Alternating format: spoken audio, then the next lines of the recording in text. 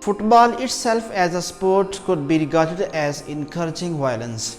It has been argued that part of the reason that football is like to result in violence is because the norm of the game encourage violence. But what happens when that balance is weakened? For physical injuries, footballers might visit all sport or specialists from surgeons to physios on the road to recovery. But for mental strains that are harder to detect and often overlooked in the frenetic world of professional sport. Warpole argues that the way in which football sport might be explained is that it reflects the sense of local identities of sports, and thus the aggression shown towards other teams reflect the strong sense of local. The very idea of asking for help can seem alien. Thankfully, change is afoot. There is a growing understanding of how having good psychological health can benefit a player general welfare and in return their performance on the pitch. Most clubs now employ psychologists to assist with problems player may be experiencing, whether a short-term loss of confidence or a long-standing issue. A sports psychologist for Dutch club Witnesses has first had involvement in football's mental health revolution. If you look at Premier League clubs and clubs in the Netherlands, I think almost every club has at least a concentration with sports psychologist or even a program for it. She says, I think it's normal for youth players now. You can see it also in the education of coaches. They are paying more attention to sports psychology issues. It is clear that football offers a context in which violence takes place. Although subcultural explanations identify some important ways in which this can take place, it does not explain how violence can involve a range of individuals that focus on an area that has historically been neglected can give teams an extra edge against opponents who are not as mentally well prepared. And when the margin between success and failure is so fine, it can make all the difference. Support psychology is just a small part of the whole performance. It's like a puzzle, and everybody in the sporting team and the staff are working together to complete the puzzle, says by Wendy Vo. 1 or 2% can make the difference between winning and losing. If one team can deal with the pressure and the other cannot, then yes, it's easier to win.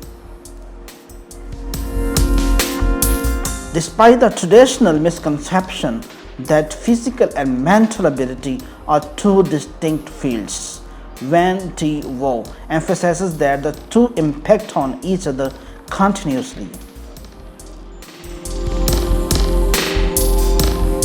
If a player has an injury, it is like to affect his general happiness and outlook.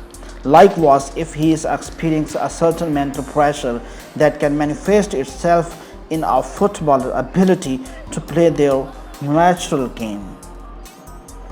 Lots of people say on the pitch you do the physical stuff and then off the pitch you can do the mental side, but I don't think they can be separated. She continues, I had a player who I saw playing during the game. It was his first game as he had just joined the team, so he was excited. Actually, he was very anxious. I could see him playing from a distance and I could see that he was tying his shoelaces. He did them once, then he did them twice, then for a third time, and then a fourth time. You could see he was catching his breath as he was tying them. The first thing you think is, if he is out of breath, he must have poor fitness. So I asked the fitness coach next to me, and he said that the player was the second fittest in the whole team. How was it possible that he is out of breath? Then I looked more thoroughly and I could see that he had very high breathing. He was breathing with his thorax instead of his abdomen. Afterwards, I asked him what happened regarding his breathing. He said he did not notice and he was not aware of it. But we talked further and it turned out that he was struggling with the pressure. In the changing room, he was thinking, I have to impress here. This is my chance to show that I am worth it. So he put himself under pressure because he had these thoughts in his head that made his body anxious. So you can't really separate mind from body because there was something going on in his body. Everybody could see that, but it actually started in his brain and in his way of thinking. We did some breathing exercises in order to make him aware of his breath himself where he was. Then we brought in some abdominal breathing techniques, and because of the abdominal breathing he was more relaxed. We also worked with his thoughts. I asked him what he was thinking and whether these thoughts were helping him or whether he was just putting too much pressure on himself. We worked on several things and finally he was more relaxed. He had a better overview on the pitch as well. He was really looking for his movements to get into the game. Instead of just walking around all the time, his football became better. He was not out of breath as much and he did not feel as much pressure. For this particular player, the positive result of short-term psychological assistance were clear, but for other seasoned professionals, the idea of asking for help can still hold a stigma. Van Devo has noticed that the older generations are perhaps not as open-minded when it comes to trying new techniques.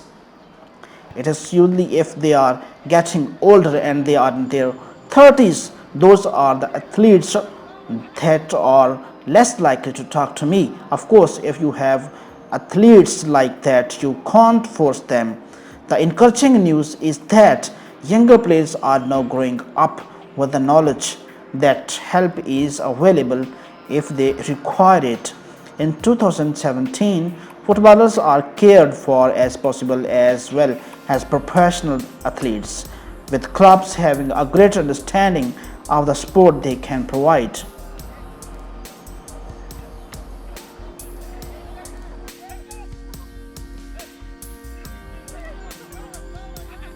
If you have liked this video, then please subscribe this channel for further video in future.